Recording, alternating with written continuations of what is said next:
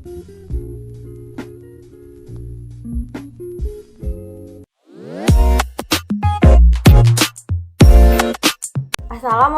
warahmatullahi wabarakatuh. Perkenalkan, nama saya Maulida Qonitatun Najah dari kelas 12 IPA 3. Di sini saya akan menjelaskan tentang pengaruh kemajuan iptek di negara Republik Indonesia. Selamat menyaksikan. Seperti yang kita ketahui, perkembangan iptek di dunia sangatlah cepat. Dimulai dari zaman prasejarah saat manusia mulai menemukan cara agar batu dapat dipergunakan untuk membantu kelangsungan hidup mereka. Lalu dilanjut oleh penemuan lainnya seperti penemuan tulisan dan juga angka. Di Indonesia sendiri, pada abad ke-11 telah ditemukan sistem irigasi atau sistem terasering yang pada saat itu ditemukan di Bali. Dilanjut pada abad ke-20, teknologi ini berkembang sangat pesat. Hal ini didasari oleh para ilmuwan-ilmuwan baru yang melakukan penemuan-penemuan dan inovasi terhadap teknologi. Nah, di abad ke-21 ini, yang mana teknologi sudah menjadi kebutuhan pokok sehari-hari untuk membuat hidup kita lebih mudah lagi. Didukung pula oleh tuntutan era globalisasi yang semakin hari semakin pesat. Kemajuan iptek ini membawa pengaruh besar kepada negara kita sendiri, yang mana di pengaruh tersebut tentunya terdapat dampak positif dan juga negatif.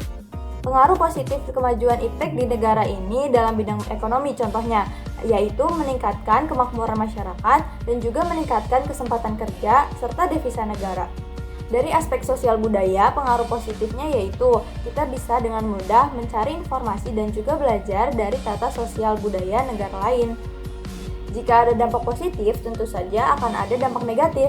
Contohnya, pada aspek politik, munculnya gerak-gerakan separatisme dan juga terorisme. Sedangkan pengaruh negatif dari aspek ekonomi, contohnya, sekarang kan marak nih perdagangan antar negara yang mana sudah tidak mengenal lagi batas-batasan. Nah, hal ini dapat menimbulkan produk lokal yang kalah saing dengan produk asing. Lalu, apa yang harus negara kita lakukan untuk menghindari dampak negatif tersebut? Sikap yang dapat kita lakukan ada dua macam. Yang pertama, sikap tanggung jawab, dan yang kedua, sikap selektif. Yang pertama, sikap tanggung jawab.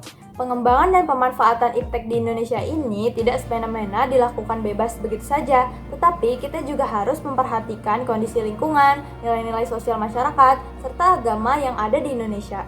Yang kedua, ada sikap selektif.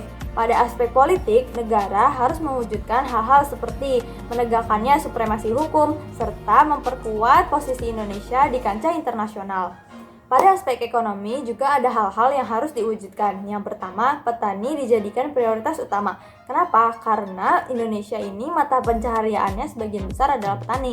Dan yang kedua adalah industri-industri ini harus menggunakan bahan baku yang ada dalam negeri. Dan yang terakhir, pada aspek sosial budaya diharapkan dapat terbuka terhadap inovasi dan juga perubahan, serta dapat memanfaatkan penggunaan iptek dengan baik. Nah teman-teman, sekian materi yang dapat saya sampaikan, kurang lebihnya mohon maaf. Wassalamualaikum warahmatullahi wabarakatuh.